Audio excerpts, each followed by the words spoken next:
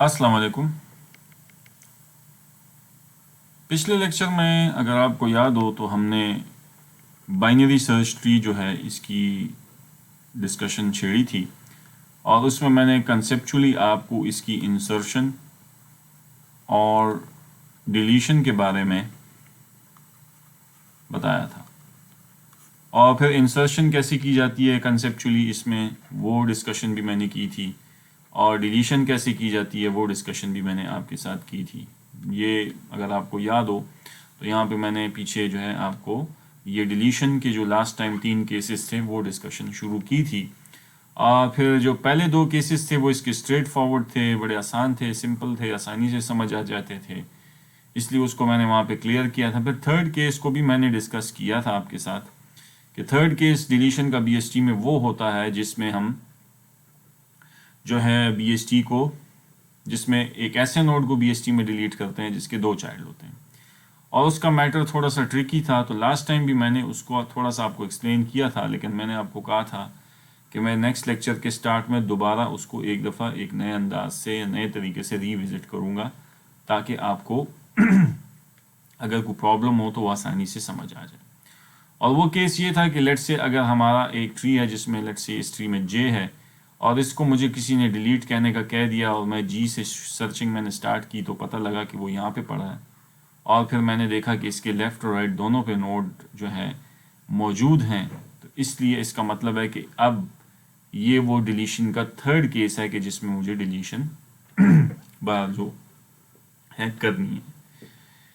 अच्छा, अब थोड़ा सा मैं वाइट बोर्ड पे आ जाता हूँ। एक एग्जांपल ले लेते हैं। मिसाल के तौर पे हमारे पास ये 50 है और यहाँ 100 है और इसके राइट में 120 है, इसके लेफ़्ट में 105 है, ठीक है, और इसके लेफ़्ट में 102 है और इसके राइट में 103 है और लेट्स से इधर भी बीएसटी के कानून के तहत कुछ नोड्स हैं वगैरह वगैरह, ठीक है ना जी।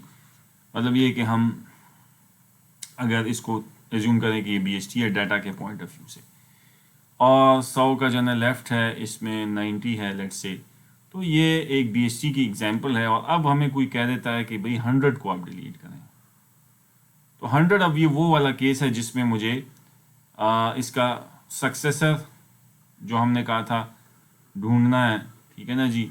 अगर तो इस ट्री में कोई है वो हमने ढूंढ के जो है इसको यहाँ पे लगाना है, ठीक है ना जी। तो अब जो है अगर आप गौर करें तो ये जो ट्री है इसमें अगर मुझे 100 कहा गया है कि डिलीट करें, तो अब 100 जब सर्च होगा तो मुझे पता है कि हमने सक्सेसर ढूंढना है। लास्ट जो डिस्कशन हमने की थी थर्ड केस में, सक्सेसर हमने कहा था किसे कहते हैं जो कि इस ट्री में इमीडिएट इस 100 के बाद आता है। तो सक्सेसर हमने कहा था कि इस 100 की राइट सब ट्री में कहीं पड़ा होगा। और अब आप मुझे देखें कि हमने कहा था कि वो सक्सेसर इसकी राइट सब ट्री में सबसे छोटा एलिमेंट होगा, क्योंकि हम जब सक्सेसर तो मैंने आपको समझाया था कि सक्सेसर हर आने वाले जो नंबर है जो उसके बाद आता है उसको सक्सेसर कहा जाता है। लेकिन हमने इमीडिएट सक्सेसर ढूंढना है, तो इमीडिएट सक्सेसर तो इस ट्री में जो राइट सब ट्री में आप देखें तो वो कौन बनता है 100 का, जो 100 से बड़ा हो और बाकी जो इससे बड़े आइटम्स हैं उनसे छोटा भी हो। तो अगर आप गौर करें वो 102 एक एलिमेंट ये जो बन रहा है ये जो है 100 से बड़ा है, लेकिन इन बाकी ये जो सारे राइट सब ट्री में जितने हैं इन सब से छोटा है, ठीक है। तो वो सोल्यूशन ये कहता है कि आप इमीडिएट सक्सेसर ढूंढें इस ट्री में और उसको आप रिप्लेस कर दें उसके डाटा को इस 100 से, ठीक है, जैसे 102 है यहाँ पे, और आप जो है इसके बाद 102 को डिलीट करें।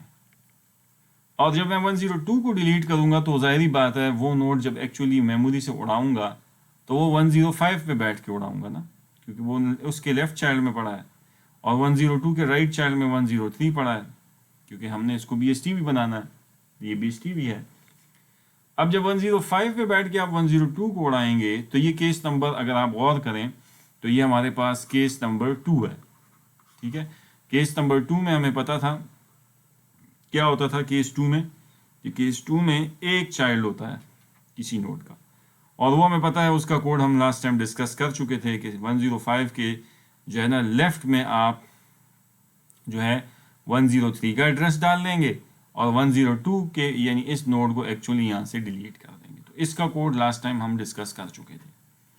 अब जो इजाफी यहाँ पे काम है केस 3 में वो ये है कि सवाल ये उठता है कि वो इमीडिएट सक्सेसर कैसे ढूंढा जाए। ठीक है ना जी।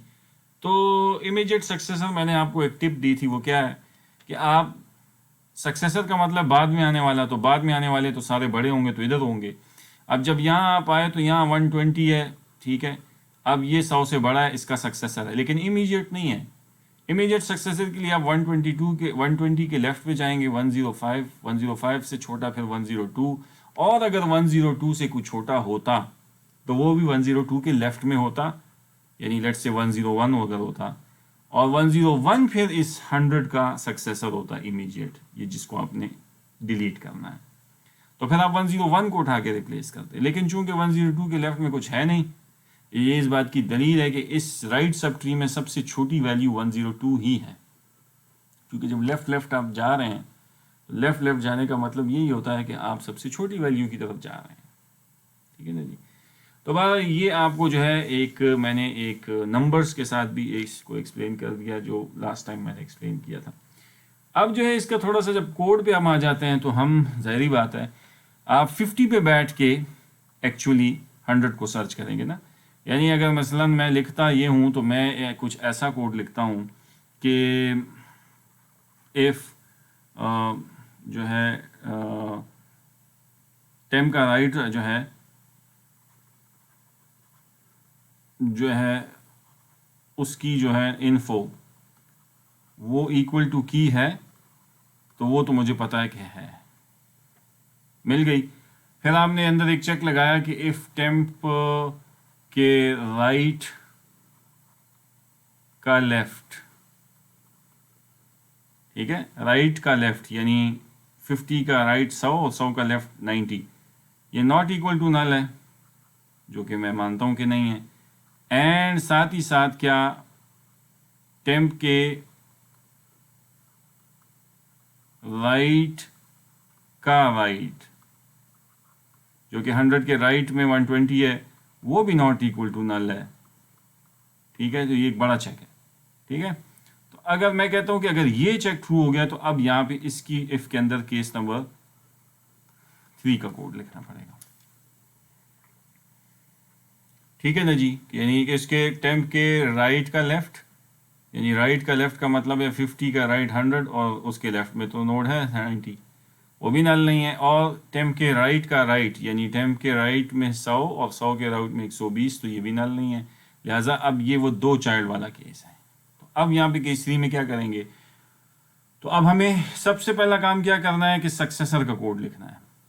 ठीक है, कि इमीडिएट सक्सेसर कैसे, यानी अब ये जो 102 तक मैंने आपको पहुंचाया था और मैंने आपको कहा था कि 102 को हम यहाँ से उठा के जनाब कहाँ लेके चले जाएंगे, उसके डाटा को उठा के यहाँ पे रिप्लेस कर देंगे 100 की जगह पे इसकी इन्फो की, और एक्चुअली ये नोड जो है 102 वाला इसको उड़ाया जाएगा यहाँ से, ये हमने कहा था। ठीक है ना जी। तो अब कैसे उड़ाएंगे, अब उसका केस जो है हम ज़रा इसका कोड ज़रा देखते हैं कि कैसे लिखेंगे हम। तो अब ज़रा सक्सेसर के लिए अगर आप थोड़ा सा गौर करें ना, इसकी भी बहुत सारे सोल्यूशन हो सकते हैं। एक रिकर्सिव भी हो सकता है, एक अल्टरनेटिव भी। वो क्या कि जब आप टेम्प का जो है ना आपका टेम्प यहाँ पे बैठा है 50 पे और उसके राइट में एक नोड है, तो आप जनाब एक काम करें कि एक टेम्प 1 पॉइंटर को खड़ा कर दें। लेट्स से यहाँ पे टेम्प 1 को खड़ा कर दें आप टेम्प के राइट पर। ठीक है, तो टेम्प आपका इधर खड़ा है 50 पर है, 50 के राइट का राइट 120 है, तो टेम्प 1 आपका जनाब यहाँ खड़ा हो गया। और अब आप एक वाइल लूप लगा सकते हैं,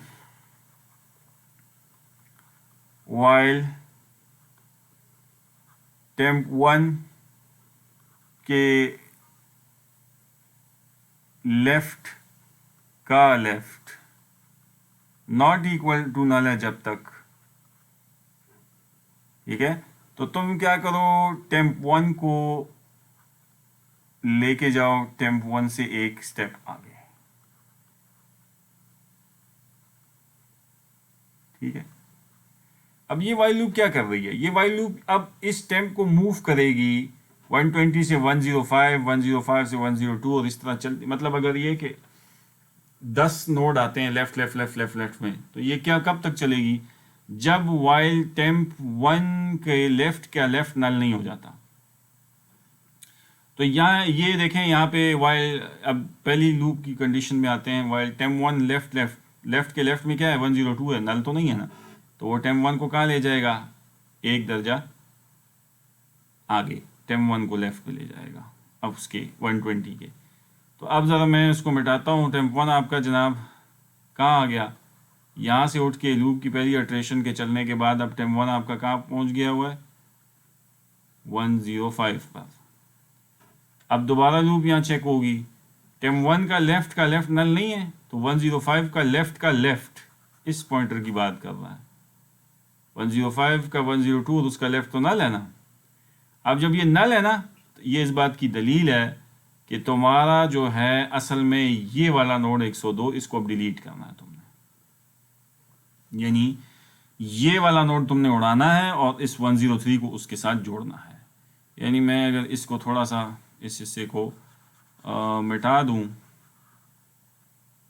और दोबारा से बना लूं ताकि ज़रा सा ये आपको और भी अच्छी तरह समझ आ जाए कि मैंने क्या कहा कि इसके राइट में क्या था, लेट्स से 120 और उसके राइट में 130 और उसके जो है सॉरी ये ठीक है जी, क्योंकि BST भी है ना, और फिर उसके राइट में लेट्स से 105 और उसके राइट में 106 होगा, और ठीक है, और उसके लेफ्ट में 102 होगा और उसके राइट में 103 होगा, क्योंकि 103 102 से बड़ा है। अब मुझे बताइए ये कि जब ये लूप टेम्प 1 को आपने इधर इस लाइन में खड़ा कर दिया, किधर, इधर 120 पे, और अब आपने टेम्प 1 के लेफ्ट का लेफ्ट नल नहीं है, यानी कि 120 के लेफ्ट का लेफ्ट 102, तो वो तो नल नहीं है, तो आगे आके temp 1 is equal temp 1 left करने का मतलब है कि टेम्प यहाँ से उठ के कहाँ चला गया, यहाँ 105 पे आ गया, और दोबारा वाइल लूप में अब चेक करेगा। अब कहता है टेम्प 1 के लेफ्ट का लेफ्ट नल नहीं है, तो 105 के लेफ्ट का लेफ्ट तो नल है ना, तो अब वो लूप से बाहर आ जाएगा, कंडीशन फॉल्स हो गई, तो टेम्प आपका 105 पे खड़ा है। अच्छा, जब ये 105 पर खड़ा है तो अब आपके लिए काम आसान है कि 102 के लेफ्ट पे तो कोई ट्री नहीं होगी, क्योंकि 102 के लेफ्ट पे अगर कुछ होता तो फिर तो वो इमीडिएट सक्सेसर होता ना 100 का।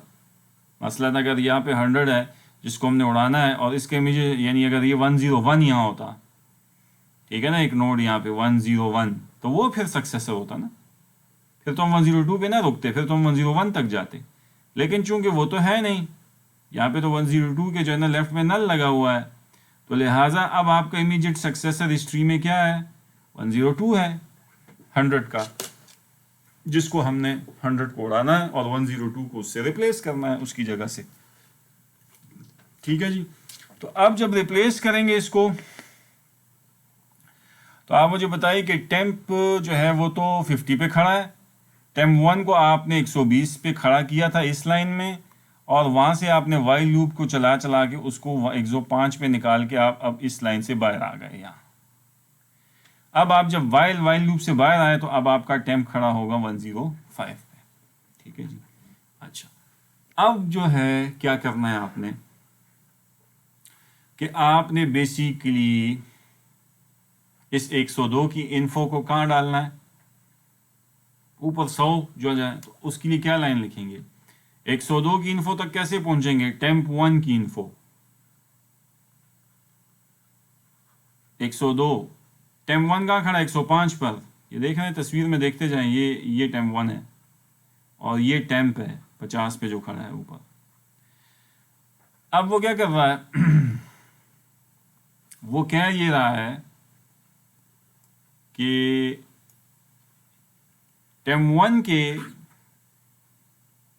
लेफ्ट की इन्फो, टेम 1 के लेफ्ट की इन्फो में क्या पड़ा है 102, टेम 1 के लेफ्ट में 102 पड़ा है ना, और उसकी इन्फो में क्या है, उसको कॉपी कर दो कहाँ पर, कॉपी कर दो कहाँ पर, ये 102 से हमने कहा था रिप्लेस करना है ना, इस 100 को 102 से रिप्लेस करना है। और इस 100 के नोड तक कैसे पहुंचोगे, ये टेम्प के राइट में नहीं पड़ा, टेम्प यहाँ खड़ा है ना, तो टेम्प के जो राइट की इन्फो है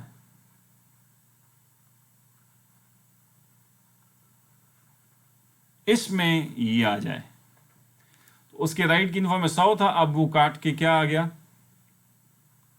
वो ख़त्म हो गया, और वहाँ पे क्या आ गया आपके सामने, अब वहाँ पे आपका जो है ना 102 आ गया, ठीक है ना जी। तो इन्फो जो है ना रिप्लेस हो गई 102 यहाँ से उठ गया। और अब आपने क्या करना है, अब आपने बस आखिरी काम के 102 को उड़ाना है।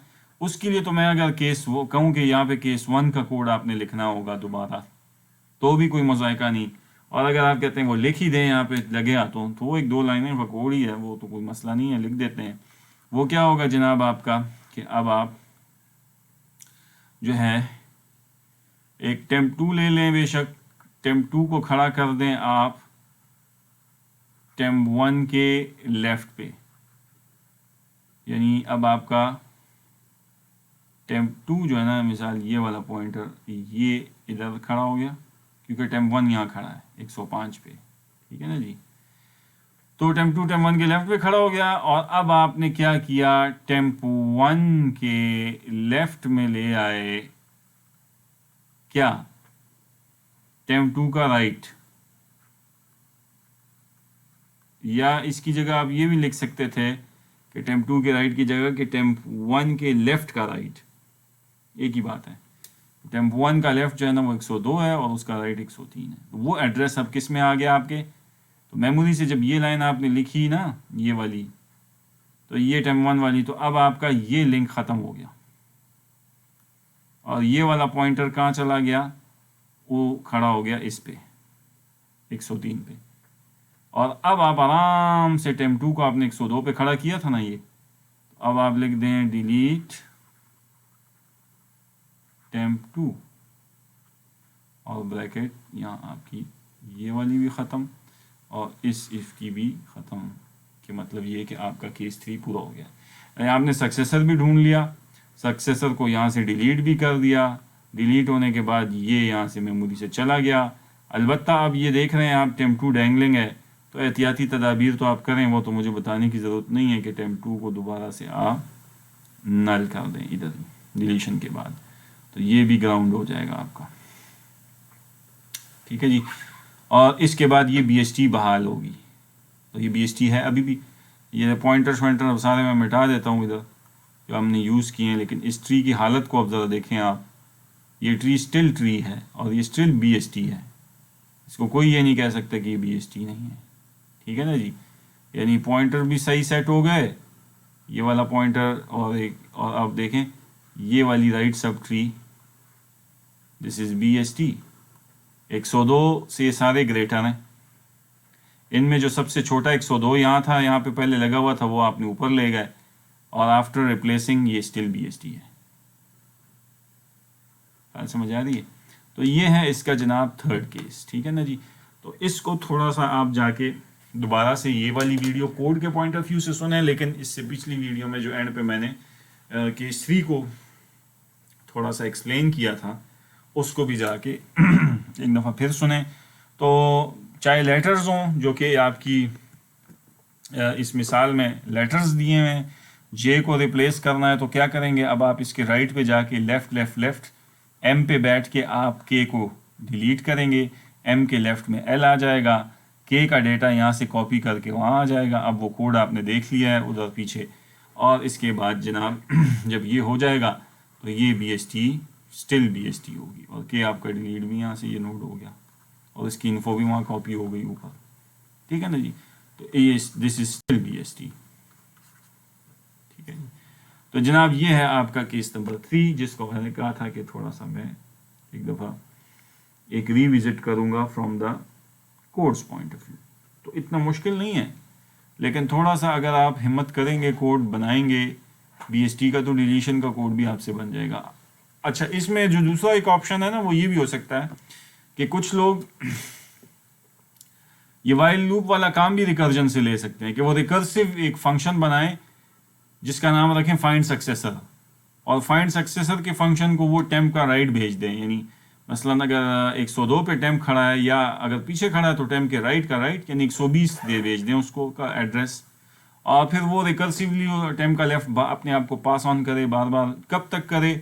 बेस केस क्या होगी रिकर्जन की, कि जब टेम्प का लेफ्ट नल हो जाए, ठीक है ना जी, या टेम्प का लेफ्ट नल हो जाए, ताकि क्योंकि वो फिर एक स्टेप पीछे बैठ के डिलीट करना होता है ना, अदरवाइज वो ट्री लिंक नहीं होती। तो वो रिकर्सिव एल्गोरिथम भी आप लिख सकते हैं, उसका कोड भी लिख सकते हैं, इट्स अप टू यू।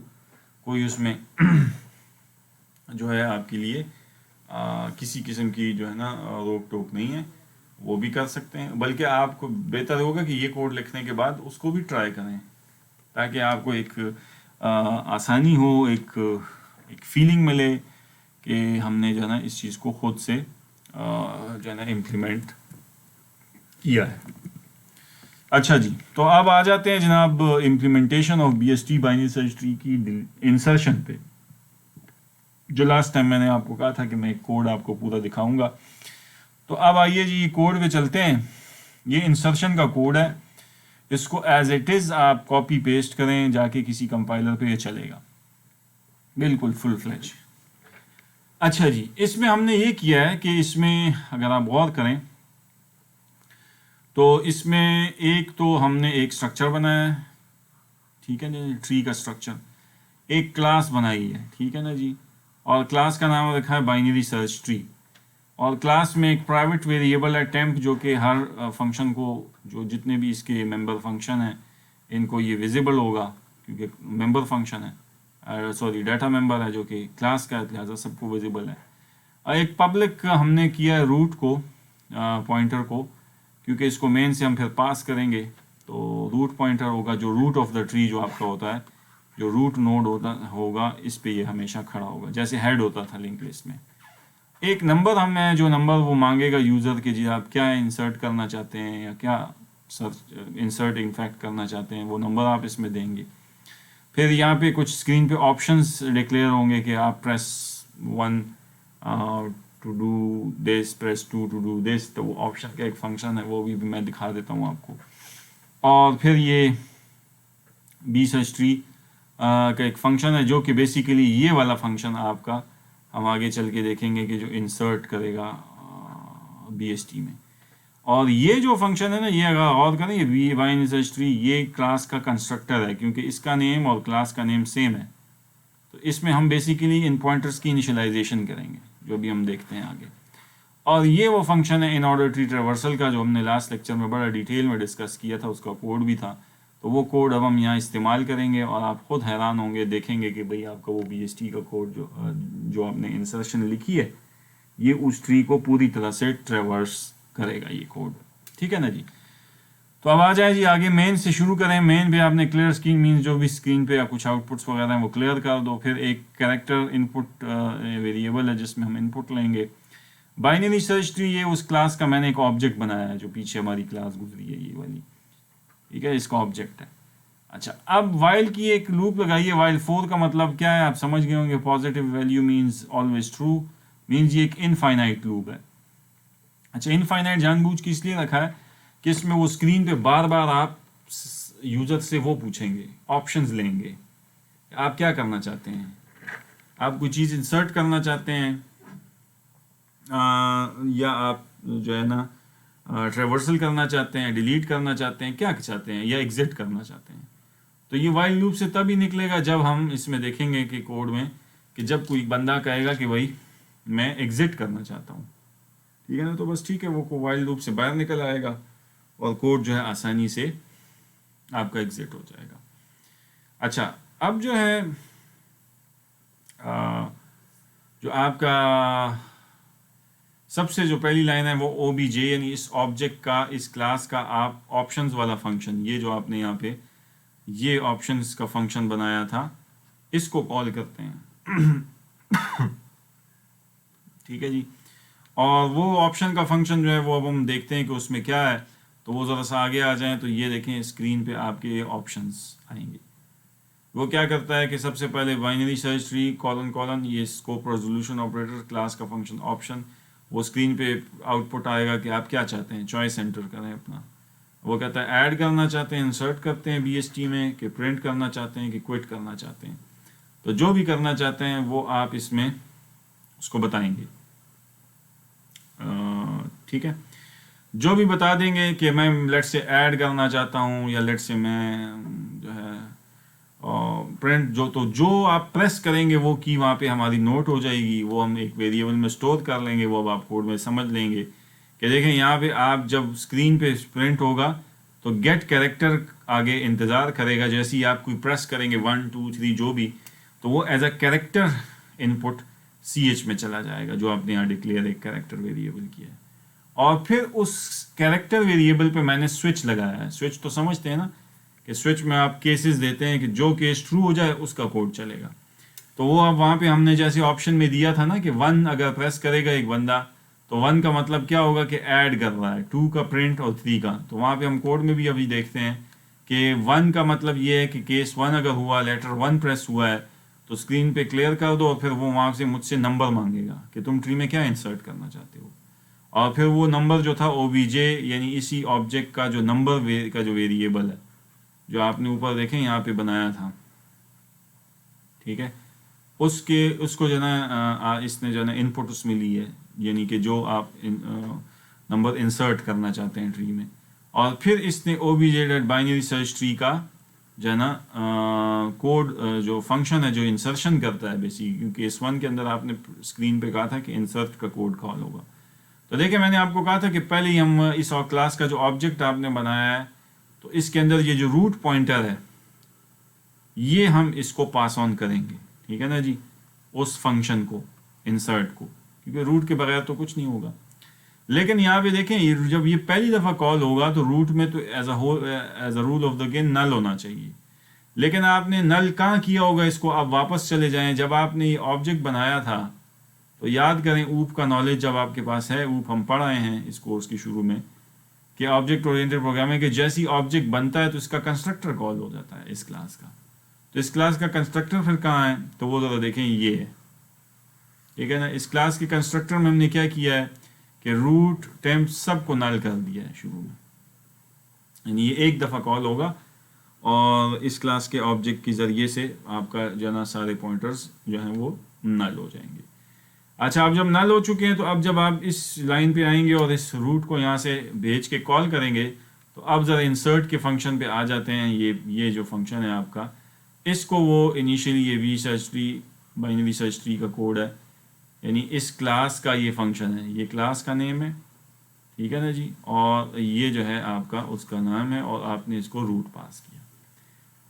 अच्छा, अब वो रूट का एड्रेस बेसिकली, यानी रूट जिसको देख रहा है उसका एड्रेस आप पास करेंगे। लेकिन पहली दफ़ा जब ये कॉल होगा तो आपके इल्म में है कि पहली दफ़ा तो रूट में नल होगा, तो इस टेम्प को क्या रिसीव होगा, पीछे से इसको नल रिसीव होगा। जब नल रिसीव होगा तो वो नल जो है ना वो टेम्प में चला जाएगा। अब पहली लाइन में आप आए, इसने चेक क्या लगा हुआ है कि अगर रूट नल है, यानी अभी ट्री में कुछ है ही नहीं सिरे से, तो क्या करो, इसका मतलब है कि ये फिर पहला नोड है ना जो बनने जा रहा है। जैसे वहाँ पे आप करते थे उस कोड में, याद करें, आप वहाँ पे लाइन लिखते थे कि if head is equal to null, तो फिर वहाँ लिखते थे ना head is equal to new node CN head info, head next is null equal to null and return.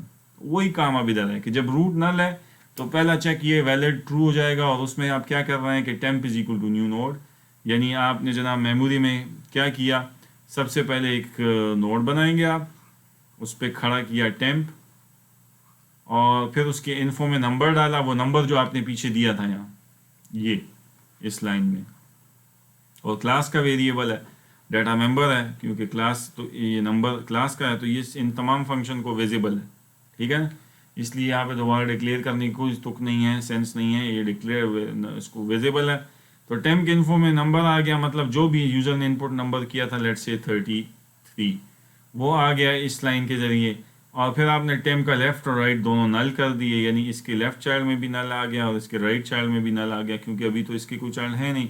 और रूट को आपने टेम्प पे खड़ा किया है, यानी अब इस नोड पे आपने रूट को भी खड़ा कर दिया है। ठीक है जी। और रूट को खड़ा करने का क्या मतलब है कि अब जनाब आपका जो नोड है उसमें जो है यानी रूट फिक्स हो गया है।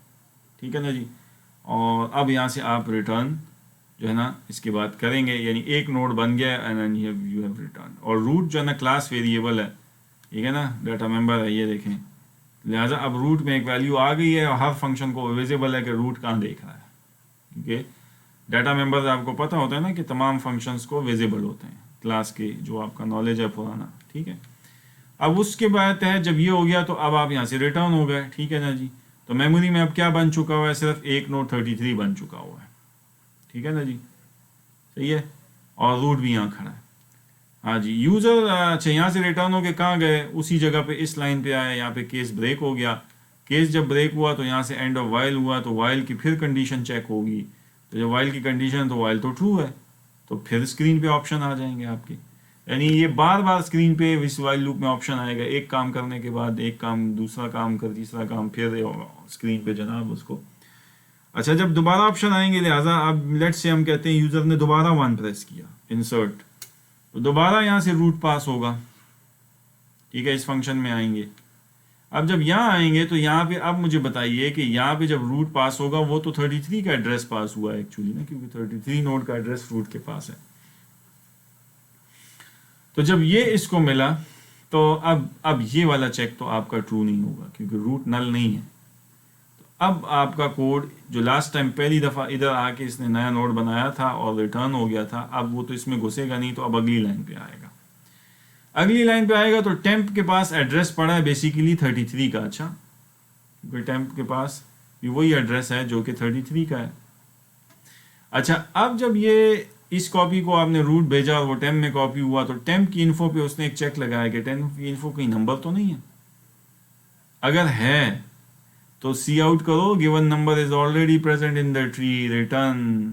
क्या मतलब, बीएसटी में आप पढ़ा है ना, बीएसटी में वैल्यू रिपीट नहीं होती।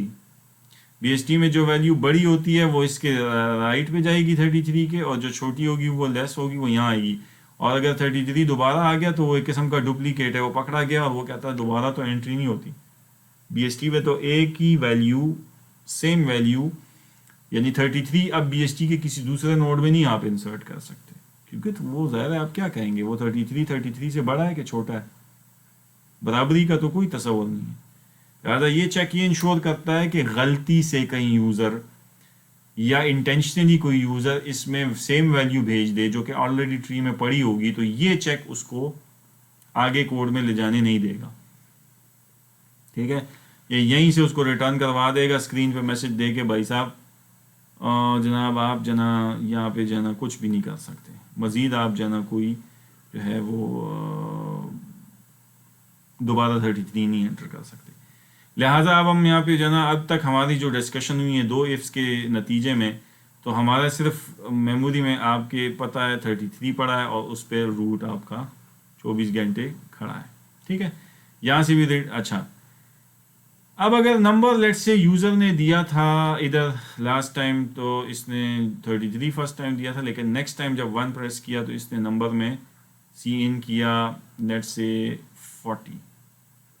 तो अब जब आप रूट पास करेंगे नंबर में 40 है, अच्छा जहन में रखें। अब जब आप यहाँ आए तो ये भी नहीं चलेगा, हाँ जी टेम्प की इन्फो 33 इज इक्वल टू 40 नहीं, तो जी आगे जाएगा। अब आगे क्या कोड है, आगे अब मैं आपको सिर्फ 2 बड़ी इफ्स बताता हूँ, एक ये बड़ी इफ है और एक इसके बाद ये बड़ी इफ है, और बस ये फंक्शन ख़त्म। यहाँ पे ये 2 इफ्स हैं बड़ी, और अब ये वही इफ्स हैं जो अब थोड़ा सा आप गौर करें कि मैं अब क्या करूँगा। अब मैं या तो जो नंबर अगर तो रूट भी नल भी नहीं है, इन्फो बराबर भी नहीं है, यानी रिपीटेशन भी नहीं हुई डाटा की, तो अब जाहिर बात है वो नया आने वाला नंबर अगर इससे बड़ा है तो राइट पे जाएगा और छोटा है तो लेफ्ट पे लगेगा। तो तुमने 40 अभी एंटर किया, तो अब नहीं आगे जाओ। हाँ जी, टेम्प कहाँ खड़ा है, अभी आए टेम्प, इसको कॉपी में क्या मिला है, यही एड्रेस मिला है ना इसको इनिशियली। अब जो अच्छा, अब जब आया 33 तो टेम्प की इन्फो 33 इज इक्वल टू 40 तो नहीं है, तो आगे आया। अब वो कहता है टेम्प की इन्फो में 33 है। अच्छा, ये ग्रेटर है नंबर से जो आपने अभी 40 दिया है, ग्रेटर है? ग्रेटर तो नहीं है, लिहाजा ये इस इफ में नहीं जाएगा। अगली इफ जो है वो लेस की लिखी है कि जनाब टेम्प की info 33 is less than 40 true. अगर लेस है तो फिर वो अगला एक दो सवाल और करता है अंदर। वो क्या करता है, वो एक इफ और उसकी एल्स कि भाई ये बताओ कि अगर टेम्प इन्फो से ये इन्फो छोटा है नंबर से तो ज़्यादा नंबर को उसके राइट पे लगना चाहिए, लेकिन राइट पे अगर ऑलरेडी नोड हुआ तो फिर तो नहीं लग सकता ना, फिर तो रिकर्सिवली वो नीचे जाएगा। याद करें वो डुप्लीकेट पकड़ते वक्त भी हमने बात की थी, ट्रेवर्सल में भी थोड़ी ये बात की थी। तो अब ये कहता है कि पहला सवाल ये करता है तुम मुझे बताओ तुम्हारे राइट में नल तो नहीं है कहीं। तो अभी देखें टेम्प के राइट में यानी 33 के राइट में तो फिलहाल नल है ना, इधर भी और इधर भी। तो अब वो कहता है अच्छा अगर नल है तो अब ये करो कि जब राइट तुम्हारा नल है तो अब नल है ना, तो not equal to null false हो गया तो एल्स में आएगा। तो अब वो कहता है तुम्हारे राइट में न्यू नोड बनाओ, यानी ये अब 33 के राइट में क्या करेगा, न्यू नोड बनाएगा और फिर उसकी इन्फो में क्या डालेगा, वो नंबर 40 जो अभी तुमने कहा है, तो वो 40 आ गया। और फिर उसने क्या कहा, टेम्प के राइट का राइट नल हो गया, राइट का लेफ्ट इज इक्वल टू नल।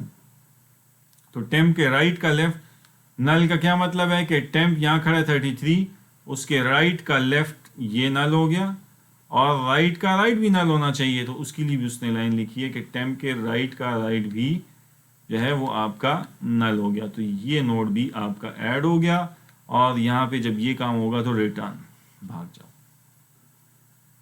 लेकिन ये नोड आपने कहाँ बैठ के ऐड किया है, 33 की कॉपी पे बैठ के ऐड किया। अच्छा, टेम्प यहाँ था, समझ आइए। अच्छा, अब ज़रा सा मैं थोड़ा सा और एक दफ़ा फिर यूज़र ने मिसाल, अभी तक की ट्री में क्या सिचुएशन है कि 33 बना है और रूट इस पे खड़ा है और यहाँ पे 40 बन चुका है, ठीक है। अब यूज़र के पास स्क्रीन पे फिर गया, उसने ऑप्शन क्लिक किया जनाब, ऑप्शंस पे जाके उसने दोबारा स्क्रीन पे 1 प्रेस किया कि जी मैं फिर इंसर्ट करता हूँ। वो कहता है कि क्या इंसर्ट करते हो, तो जब यहाँ पे तो 40 के बजाय अब उसने 30 लेट्स से 5 इनपुट किया। अब आपने रूट पास किया दोबारा शुरू से, क्योंकि आप शुरू से ही कंपैरिजन करते हैं ना, जिग जैग होते हुए आएंगे, जो आपने BST पढ़ी है थ्योरेटिकली लास्ट लेक्चर में। तो रूट से पूछेंगे तो रूट पे कौन है आपके इन्फो में, कौन पढ़ा है अभी तक 33, तो 33 यानी यहाँ पे जो ना आप टेम्प के जो ना पास हुआ, यहाँ पे टेम्प फिलहाल इधर है 33। अब वो कहता है ये भी फॉल्स होगा, ये तो नहीं चलेगी, ये भी नहीं चलेगी, आगे आए। हाँ जी, 33 इज ग्रेटर देन 35 अभी इनपुट आपने किया ना, है नहीं 33 तो लेस है। अगले इफ पे गए, अगले इफ पे क्या लिखा है, 33 इज लेस देन 35, जो अभी इस दफ़ा आपने 35 इनपुट किया है। कहता है यस, यस है। तो अब ज़रा आगे गौर से सुने, वो कहता है तुम्हारे राइट तो नल नहीं है कि है, अगर नल होता तो फिर तो लास्ट टाइम जो हमने ये नोड लगाया था 40, याद करें उसका कोड, लेकिन अब तो नल नहीं है ना, अब तो 30 यानी 33 के राइट पे आप 40 लगा चुके हैं, तो अब 35 तो इधर नहीं लग सकता ना दोबारा। अब तो वो इसको जाना चाहिए 40 के पास और 40 से पूछना चाहिए कि तुमसे 35 बड़ा है कि छोटा है। अगर बड़ा है तो राइट पे लगेगा, अगर छोटा है तो यहाँ लगेगा। तो अब देखें ये जब ये टेम्प का राइट नल नहीं है, यानी कि इसका राइट नल नहीं है, तो ये एक रिकर्सिव कॉल अब यहाँ से दे रहा है, पहली दफ़ा रिकर्सिव कॉल यहाँ से आ रही है, जिसमें उसने टेम्प का राइट पास किया, यानी टेम्प यहाँ पे रहा था, तो नई कॉपी को आपने जो कॉल भेजी उसमें आपने उसके राइट यानी 40 का एड्रेस भेजा है।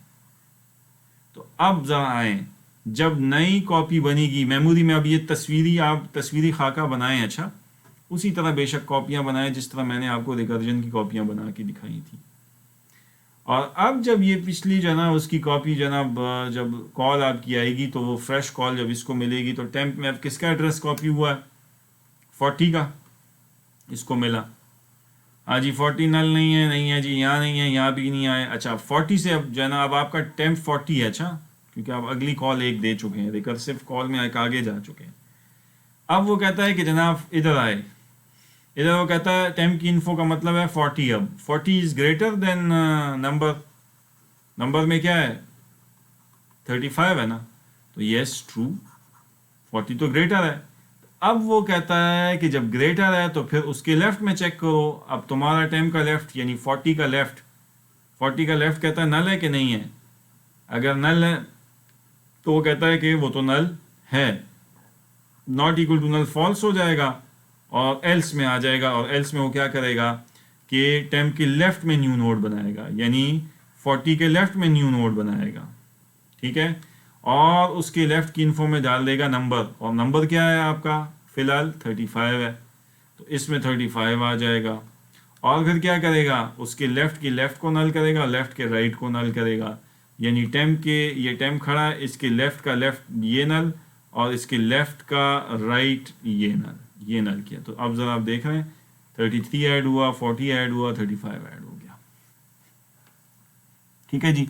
और जब ये नोड आपका ऐड हो गया तो यहाँ से आप रिटर्न हुए। अब रिटर्न किधर हुए, गौर से बताओ, पिछली कॉपी में आपने किस कॉपी पे बैठ के इसको ऐड किया 35 को, गौर से देखें, ये 40 की कॉपी पे आप बैठ के आपने ये न्यू नोड किया है, तो जब यहाँ से इस कॉपी से रिटर्न होंगे तो किस कॉपी पे रिटर्न होंगे, 33 की कॉपी पे, 33 की जना कॉपी में कहाँ रिटर्न होंगे, किधर से आए थे आपने, आपने टेम्प की राइट की कॉल दी थी, याद करें, क्योंकि जाहिर है उसका राइट नल नहीं था ना 33 का, तो इसीलिए तो आपने ये कॉल दी थी।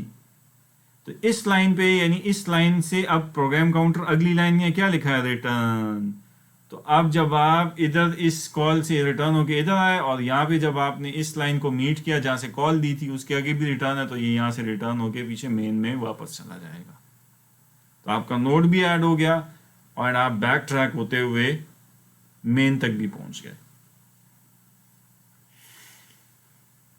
ठीक है जी। अभी अगर आप इसमें मिसाल के तौर पे एक नोड और ऐड कर लेते हैं, लेट्स से 20, दोबारा यूज़र ने प्रेस किया 20, प्रेस 1 किया और यहाँ पे अब 35 की जगह 40 की जगह वो 20 देता है, तो रूट पास करें, ट्री आपके सामने ये सिचुएशन में बनी हुई है, अच्छा ये वाली सिचुएशन है फाइनली। तो अभी देखते हैं हम कि जनाब फंक्शन पे आए, हाँ जी, इसको जनाब 33 का एड्रेस पास किया, वो तो नल नहीं है, ये नहीं है, ठीक है जी, आगे चलो, आगे चलो जी 20, यानी आपकी सिचुएशन ट्री की ये है ना 33 40 35, तो टेम्प में जनाब वो पूछता है कि टेम्प की इन्फो यानी 33 इज़ ग्रेटर देन 20, क्योंकि अभी आपने 33 की कॉपी खड़े हैं और नंबर में आपने 20 दी है, तो ट्रू, यस।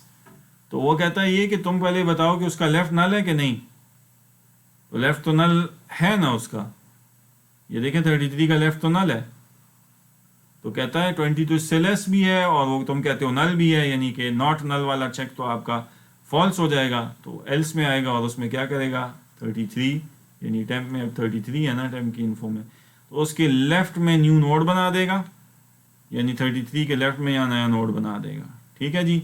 और क्या करेगा, उसकी लेफ्ट की इन्फो में नंबर रख देगा, नंबर का मतलब है यहाँ 20 रख देगा, जो अभी आपने 20 एंटर किया है, तो देखें अब ये ट्री सही है ना, इसमें 20 यहाँ ही आना चाहिए, 33 यहाँ आना चाहिए, 40 यहाँ आना चाहिए, 35 यहाँ आना चाहिए, तभी तो ये BST बनेगी।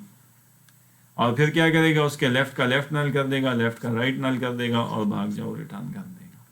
तो यहाँ पे क्या करेगा, वो 20 इंसर्ट करेगा, इसका लेफ्ट का लेफ्ट, इसके लेफ्ट का राइट नल, और यहाँ से रिटर्न हो जाएगा वापस मेन में, यानी जहाँ से आपने दोबारा आए थे आपने मेन में, ये जहाँ से आपने ये केस यानी ऑप्शंस में गेट CH करके 1 प्रेस किया था, और यहाँ पे आके फिर ब्रेक यानी केस ब्रेक हो जाएगा, दोबारा स्क्रीन पे ऑप्शंस आ जाएंगे।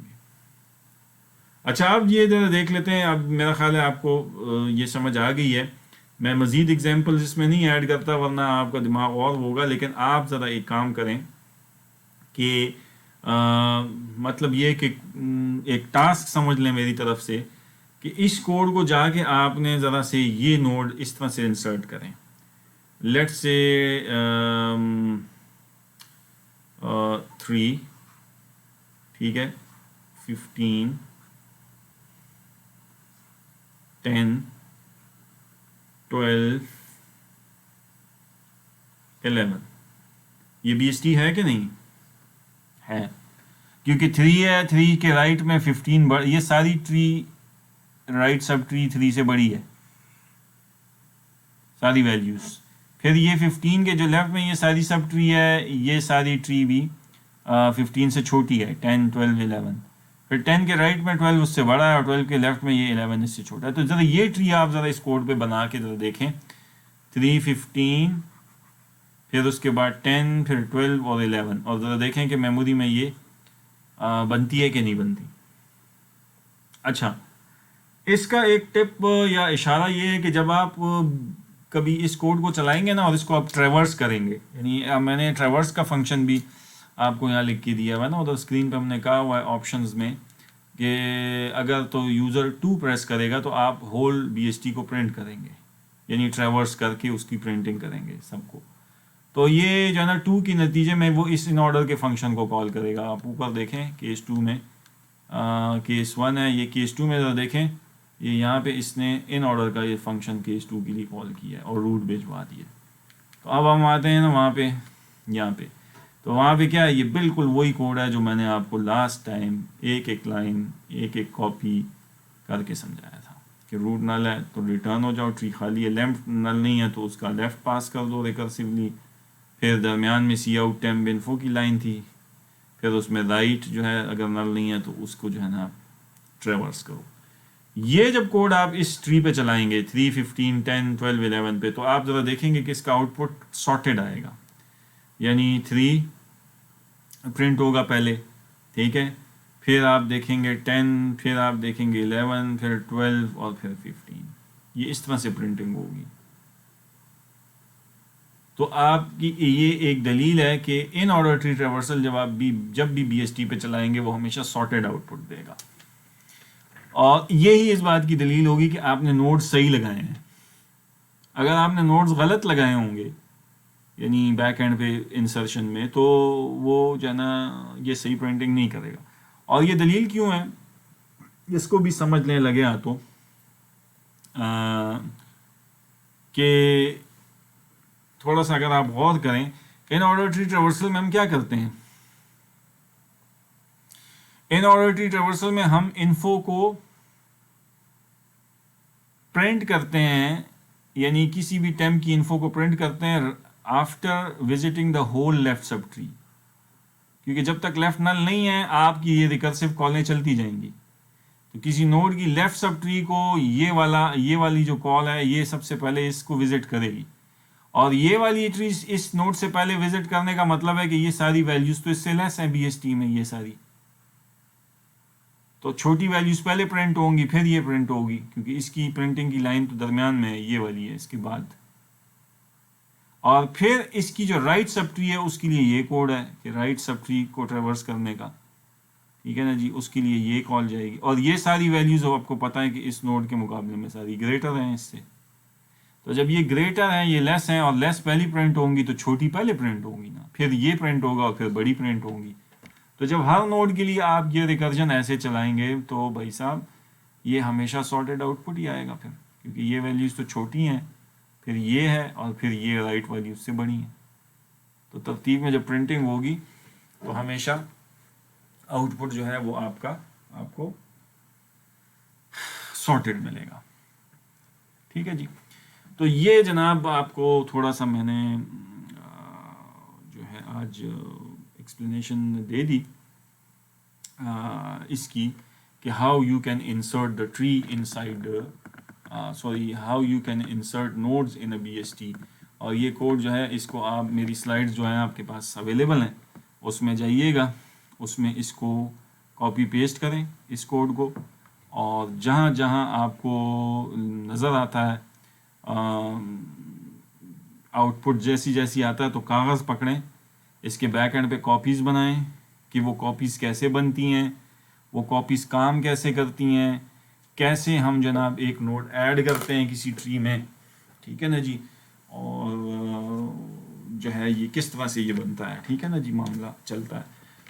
स्पेशली ये जो मैंने आपके सामने ये ट्री बनाई है, इसी मिसाल को ले लें, या ये मैंने जानबूझ के zag zig zig zag zag ऐसे टेढ़ी सीधी बनाई है ताकि आपके ये सारे जो चेक्स हैं इसके अंदर, इफ राइट के भी, कभी लेफ्ट के, कभी राइट के, कभी लेफ्ट के।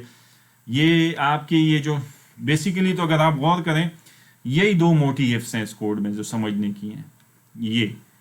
ये इफ के जना टाइम की इन्फो ग्रेटर देन नंबर है, और इसके बाद वाली के अगर वो लेस देन नंबर है। और इसके अंदर ये दो फिर फर्दर समझने की है कि अगर तो उसकी राइट नल है तो फर्दर रिकर्सिवली जाओ, क्योंकि इंसर्शन हमने लास्ट टाइम बताया बीएसटी में क्या कहा था, याद करें कि बीएसटी में इंसर्शन हमेशा लीव्स पे होती है। तो ज़ाहिरी बात है आपकी इंसर्शन जब भी होगी इस बीएसटी में वो ज़्यादा एज अ लीफ होगी, यानी 3 अगर पहले ऐड होगा तो फिर 15 एज अ लीफ लगेगा उस वक्त, तो ये नीचे कुछ नहीं होगा। फिर अगली इंसर्ट की कॉल पे 15 के लेफ्ट में 10 लगेगा, फिर उसके अगली इंसर्ट के कॉल पे 10 के राइट में 12 लगेगा, फिर उसकी अगली इंसर्ट के कॉल में 12 के लेफ्ट पे। तो जो भी नया ऐड हो रहा है अपनी इंसर्शन के वक्त वो उस वक्त लीफ होता है। वो बाद में जब नया इंसर्शन उसके नीचे या इधर उधर होता है तो वो फिर लीफ नहीं रहता, क्योंकि फिर वो नया आने वाला नोड लीफ बन जाता है। तो ये जो चीज़ें हैं ना कि ये 4 इफ्स बेसिकली, यानी 4 ही जगह हैं। एक तो ये कि यहाँ जहाँ न्यू नोड बनता है, और एक जो कॉल देते हैं रिकर्सिवली। इसी तरह पिछली इफ के अंदर भी एक जो लेफ्ट की रिकर्सिव कॉल है और एक लेफ्ट में जो न्यू नोड बनता है। भाई यही है इस कोड में बीएसटी के। अगर ये आपसे आसानी से हैंडल हो जाता है ये इशू, तो इसका मतलब है कि फिर आप बीएसटी आपने इम्प्लीमेंट कर ली। तो इसलिए कोड तो चलाएं आप, मेरा चलेगा, बिल्कुल सही चलेगा, इंसर्शन सही करेगा, लेकिन कागज़ पे बैठ के वो कॉपीज़ आपने बैकएंड पे बनानी है कि मैं कहाँ था, किस कॉपी से मैं किस कॉपी में आया हूँ, और फिर मैंने वहाँ इंसर्शन की है तो मैं लौटूंगा किस कॉपी में। वही वो जो मैंने आपको हर कॉपी में जो है ना 1 2 3 4 करता था, याद करें कि इस कॉपी में हम स्टेप 3 से आगे चले गए और वहाँ पे 1 2 3 4 फिर चलेगा, ठीक है। तो याद करें कि यहाँ पे फिर हमने कहा था कि लेट से 4 के बाद हम रिटर्न हुए, तो रिटर्न कहाँ होंगे, इस लाइन की अगली लाइन पे, 4th लाइन का जो कोड है। फिर यहाँ से अगर रिटर्न होंगे तो कहाँ रिटर्न होंगे, जहाँ से ये कॉल हुआ था उसके पीछे। तो ये इस तरह से जब आप करेंगे ना कागज़ पे बैठ के, तो तब आपको एग्जैक्टली फील होगा कि हाँ हम कहाँ से होके आए थे और कहाँ वापस लौट के जाएंगे, किस तरह से आएंगे, ठीक है ना जी।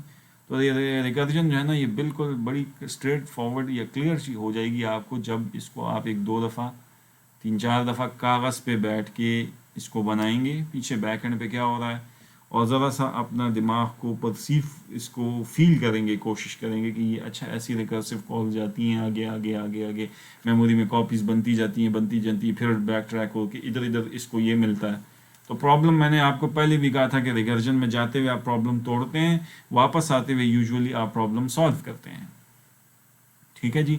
यही एक बड़ी ब्यूटी है रिकर्जन की, और यही एक ब्यूटी जो आपकी है ये अचीव कैसी होती है, जो बैक एंड पे इसने सिस्टम स्टैक आपके लिए बनाया होता है, तो वो भी आपका दर्द सर नहीं। यहाँ पर मुझे बताइए इस कोड में स्टैक का कोड किधर है, स्टैक तो यहाँ कोई नज़र नहीं आ रही, लेकिन ये बैक एंड पे बना रहा है, क्योंकि इसको ये याद नहीं रहता कि मैं किस कॉपी से होके मैंने ये कॉल दी थी ये वाली, और ये कॉल्स मैंने कितनी दफ़ा दी हैं। ये तो मैंने 4 नोड का बीएसटी सिर्फ बनाया है, 5 का ये सामने।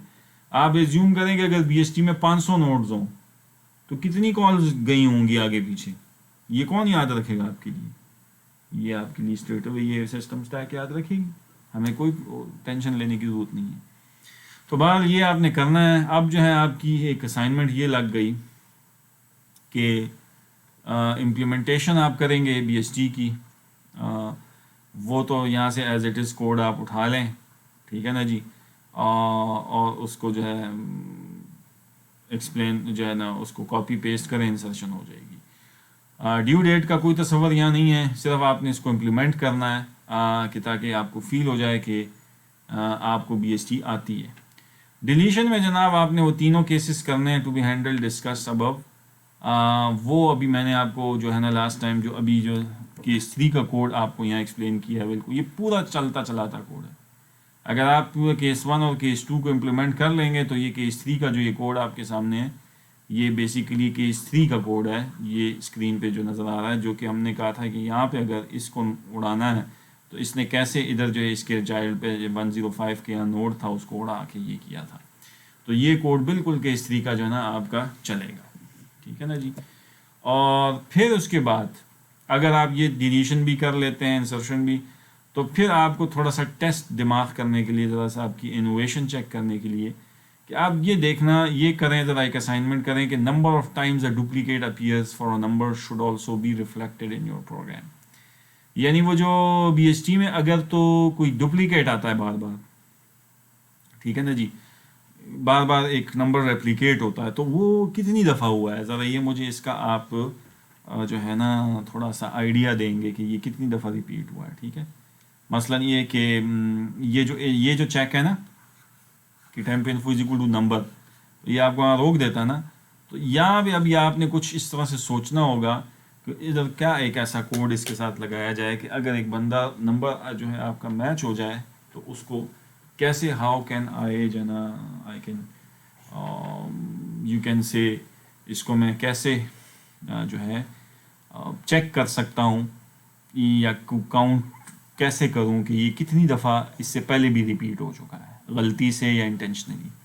यानी इन अदर वर्ड्स मुझे आपने ये बताना है कि जो डुप्लीकेट्स अगर BST में कोई भेजता है, तो जितने भी नोड्स हैं, लेट्स से 5 नोड्स हैं, तो इन 5 के बारे में मुझे ये इल्म आप देंगे कि ये 5 कितनी दफ़ा डुप्लीकेट हुए हैं, इंसर्ट हुए हैं, की कोशिश की गई है इनके ऊपर। यार इंसर्ट तो एक BST में एक नंबर एक ही दफ़ा हो सकता है ना, क्योंकि दोबारा आएगा तो वो कहेगा या लेफ़्ट जाओ या राइट जाओ, तो तुम कहोगे मैं तो बराबर हूँ, तो बराबर तो कहता है मैं ऑलरेडी बैठा किस काम के लिए। तो BST में तो रिपीटिशन ऑफ नोड्स नहीं हो सकती। वो दूसरी कुछ ट्रीज़ आगे आएंगी इंशाल्लाह, वहाँ हम डिस्कस करेंगे, वहाँ अलाउड होगा फिर, लेकिन यहाँ तो नहीं होता। तो जब यहाँ नहीं होता तो फिर हमने ये गिनती कि 50 नोड थे BST में, 50 में हर नोड जो है वो कितनी दफ़ा रिपीट हुआ है, तो मुझे हर नोड के आगे उसका काउंट चाहिए कि वो 5 दफ़ा की कोशिश की गई है, एक नोड है उसको 13 दफ़ा रिपीट करने की कोशिश की गई है। तो ये छोटा सा काम है, इतना मुश्किल नहीं है, लेकिन जब ये आप इंसर्शन एंड डिलीशन का ये जो कोड है ये जब आप लिख लेंगे तो फिर इंशाल्लाह ये काम भी आपसे बड़ा आसानी से हो जाएगा। तो बहरकैफ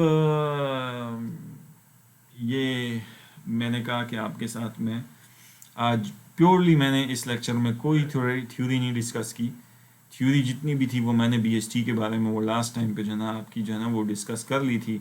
आज मैंने प्योरली जो है ना BST की इम्प्लीमेंटेशन मेरे जहन में थी कि मैं आपके साथ इम्प्लीमेंटेशन डिस्कस करूं कोड के पॉइंट ऑफ व्यू से, कि आपको फील हो कि हाउ BST वर्क्स या what is basically a BST।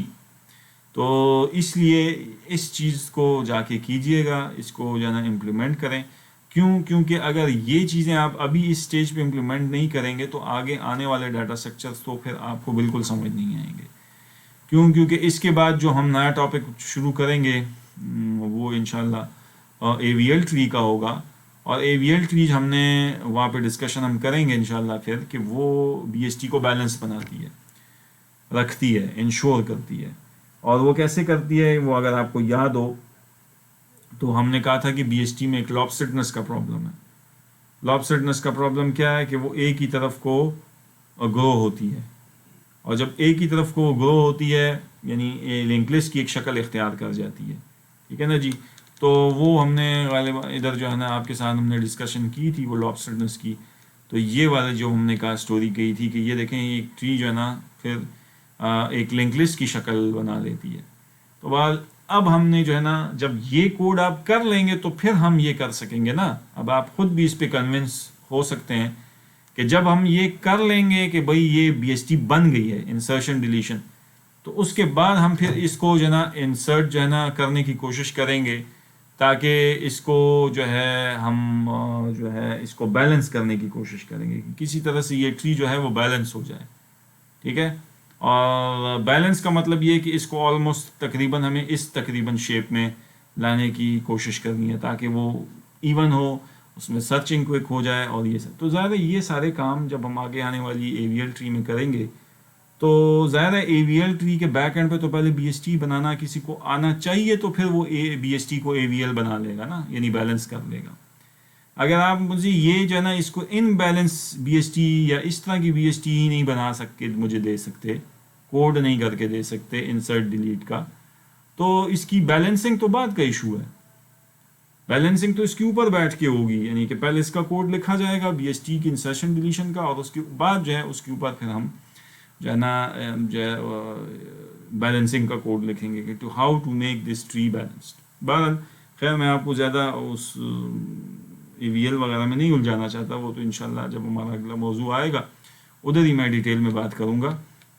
तो बहरहाल अब आप लोगों से रिक्वेस्ट यही है कि आपको जो जितनी भी आज मैंने कोडिंग टिप्स दी हैं इनको जाइए लीजिए और इसको कीजिए, और फिर उसके नतीजे में अगर कोई मसला आता है तो वो फिर आप मुझसे जो है वो नेक्स्ट लेक्चर में खुल के डिस्कस करें कि ये प्रॉब्लम हमें जो है BST की कोडिंग में इम्प्लीमेंटेशन में आ रहा है, और इंशाल्लाह मैं आपके वो जो सारे मसाइल हैं जो इम्प्लीमेंटेशन के, वो इंशाल्लाह मैं आपको रिजॉल्व करके दूंगा। और आपने इसमें जो है ना परेशान नहीं होना है, ये चीज़ें थोड़ी सी प्रैक्टिस, थोड़ा सा आपका टाइम मांगेगी। बार कैफ कंपाइलर पे हमें बैठना होगा, जब तक हम टाइम नहीं देंगे तो ये इम्प्लीमेंटेशन हमने जो है ना उसकी सही मानों में उसका हक अदा नहीं हो सकता। तो इसलिए किसी कंपाइलर पे बैठें और इन चीज़ों को जो है ख़ुद से इम्प्लीमेंट करने की कोशिश करें। एनीहाउ तो यहाँ पे हम इस लेक्चर का वक्त अब ख़त्म हो रहा है, इसको हम रोकते हैं। इंशाल्लाह अगले लेक्चर में नए मौजू के साथ मैं आपके सामने हाजिर होऊंगा। तब तक मुझे इजाज़त दीजिए। अस्सलाम वालेकुम।